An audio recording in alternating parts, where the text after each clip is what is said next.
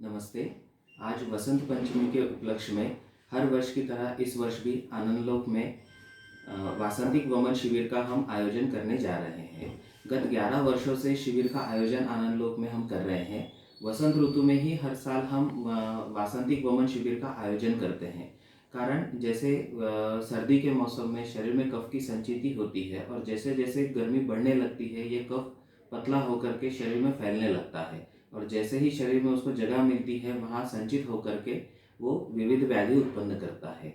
तो इन सब व्याधियों को उत्पन्न होने से रोकने के लिए प्रिवेंटिव मेजर्स के लिए हम वमन का उपयोग करते हैं। पंचकर्म की मुख्य चिकित्साओं में से वमन एक चिकित्सा होती है और हर वर्ष वसंत ऋतु में वमन करके अगर हम इस कफ को निकाल देते हैं तो काफ़ी सारी बीमारियों से हम बच सकते हैं। तो इस शिविर का लाभ कौन कौन ले सकता है? तो हर वो व्यक्ति जो स्वस्थ है और अपने स्वास्थ्य रक्षणार्थ यानी प्रिवेंटिव मेजर्स के लिए जो चाहते हैं कि हमारी इम्यूनिटी बनी रहे और हमें बार बार कोई भी कंडीशंस आकर के, जैसे देखा गया है कि अभी छोटी मोटी बीमारियों के लिए हमें हायर एंटीबायोटिक्स खानी पड़ती है, तो ऐसी कंडीशन से बचने के लिए भी हम वमन शिविर का लाभ ले सकते हैं। हर वो व्यक्ति जो अपने स्वास्थ्य रक्षण करना चाहते हैं वो इस शिविर का अवश्य लाभ ले। साथ ही साथ काफ़ी सारी ऐसी बीमारियां हैं जिनमें कफ का प्रादुर्भाव होता है। फॉर एग्जाम्पल जैसे क्रॉनिक और रिपीटेडली होने वाली जो हाइपर एसिडिटी होती है या गैसेस होते हैं जिसको अम्लपित्त कहा गया है, या गैस्ट्राइटिस जैसी बीमारियां होती है, एसिड रिफ्लक्स बार बार होता है, उसमें भी वमन का हमें काफ़ी लाभ देखा गया है। काफ़ी सारे डिसीजेस में हाइपर एसिडिटी या ये जो गैस्ट्राइटिक कंडीशन होती है इसकी वजह से आगे चल के इम्यूनिटी कम होने लगती है, जोड़ों में दर्द होने लगता है, आर्थराइटिस जैसी कंडीशंस उत्पन्न होने लगती है। उनके प्रिवेंशन के लिए भी वमन हमें काफ़ी मदद करता है। साथ ही साथ जब भी कफ शरीर में संचित होने लगता है उससे बार बार सर्दी उत्पन्न होती है।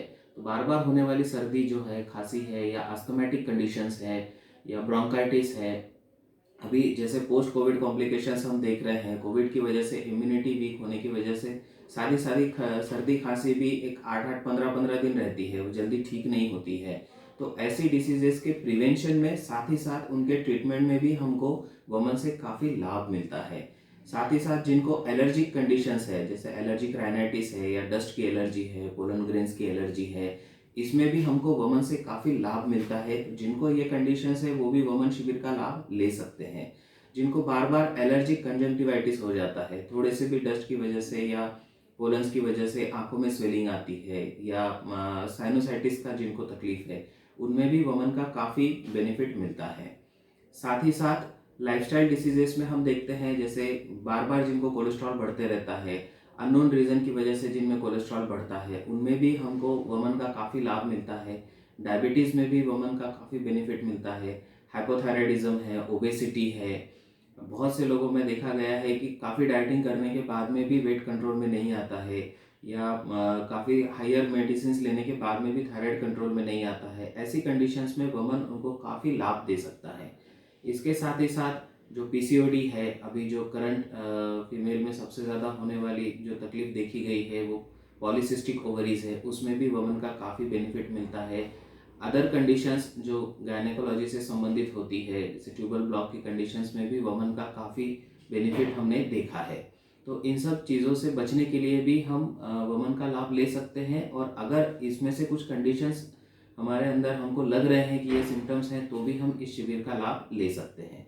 साथ ही साथ अलग अलग स्किन डिसीजेस हैं, जैसे आर्टिकेरिया है, सोरियासिस है, काफ़ी सारे इन्फेक्शियस स्किन डिसीज है, फंगल इन्फेक्शंस है, इनमें भी वमन का काफ़ी लाभ मिलता है। वमन करने से जो संचित कफ निकल जाता है उससे उत्पन्न होने वाली जो अलग अलग स्किन डिसीज है उसमें भी हमको बेनिफिट मिलता है।